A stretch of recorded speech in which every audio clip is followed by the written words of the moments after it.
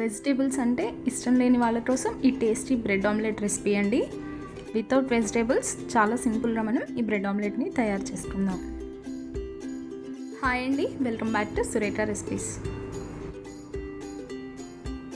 ముందుగా మనం ఒక బౌల్లో 1/2 టీ స్పూన్ వరకు జీలకర్ర పొడి వేసుకోవాలి.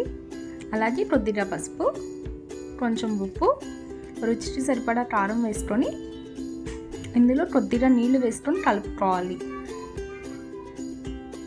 నీళ్ళు ఎక్కువ వేసుకోకూడదండి, 1 స్పూన్ వరకు నీళ్ళు వేసుకోవాలి. ఎందుకంటే మనం ఇందులో డైరెక్ట్గా ఎగ్స్ వేసి కలుపుకుంటే అక్కడక్కడ మనకి ఉండల్లాగా కనిపిస్తూ ఉంటాయి ఉప్పు కారం. అలా కాకుండా ముందు కొద్దిగా వాటర్ వేసుకొని కలుపుకుంటే అన్నీ బాగా మిక్స్ అవుతాయండి.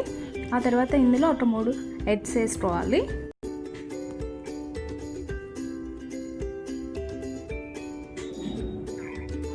ఇప్పుడు వీటన్నింటినీ బాగా కలుపుకోవాలి.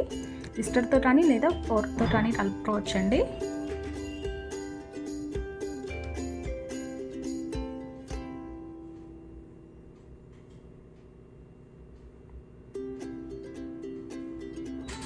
మీరు మీకు అవసరమైనన్ని ఎగ్స్ తీసుకోండి.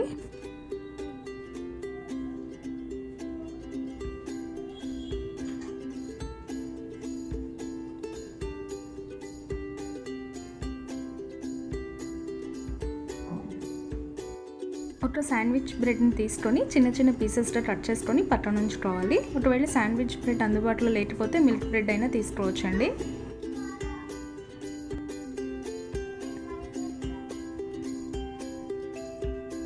ఇప్పుడు స్టవ్ మీద ఒక ప్యాన్ పెట్టుకొని అందులో 1 స్పూన్ ఆయిల్ని కానీ లేదా బటర్ని కానీ వేసుకోవాలండి. ఇలా ఆయిల్ వేడైన తర్వాత మనం శాండ్విచ్ బ్రెడ్ ఒకటి తీసుకొని 2 వైపులా కొద్దిగా కాల్చుకోవాలి. శాండ్విచ్ బ్రెడ్ అయితే చాలా టేస్టీగా ఉంటుందండి మనకి బ్రెడ్ ఆమ్లెట్లో. అలాగే ఇప్పుడు కొంచెం ఆయిల్ని వేసుకొని ఆమ్లెట్ వేసుకుందాం.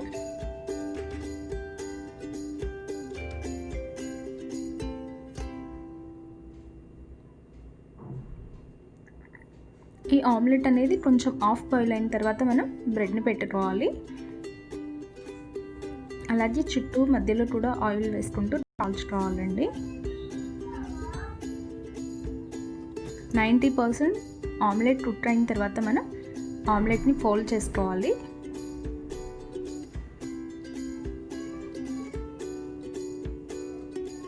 అలాగే రెండో వైపు కూడా వేసుకొని ఒకసారి కాల్చుకోవాలి.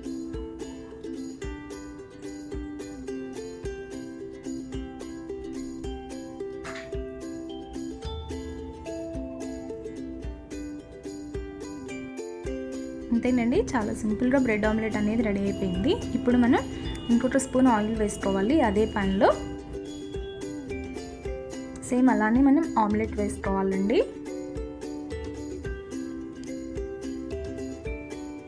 ఇప్పుడు మనం ముందుగా కట్ చేసి పెట్టుకున్న బ్రెడ్ ముక్కలను ఆమ్లెట్ పైన వేసుకోవాలి.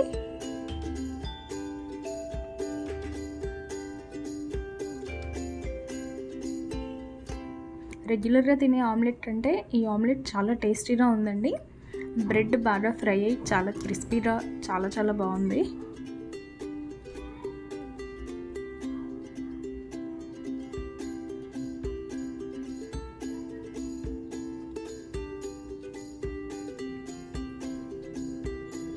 ఇప్పుడు ఆమ్లెట్ చుట్టూ కూడా కొద్దిగా ఆయిల్ని వేసుకోవాలి.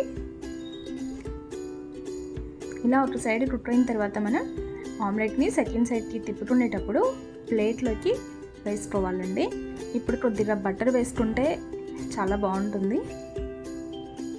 సెకండ్ సైడ్ కూడా బాగా కాల్చుకోవాలి. ప్లేట్లో ఉన్న ఆమ్లెట్ని తీసి ప్యాన్లో వేసుకోవాలి. కొంచెం జాగ్రత్తగా వేసుకోండి, వేడిగా ఉంటుంది.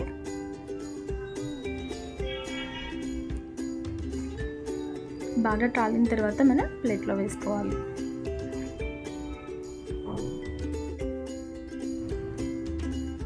రెండో వైపు కూడా బాగా కాలిందండి. ఇప్పుడు మనం ప్యాన్లోనే కట్ చేసుకొని ప్లేట్లోకి తీసుకుందాం. వేడిగా ఉన్నప్పుడైతే ఈజీగా కట్ అవుతుంది కదా.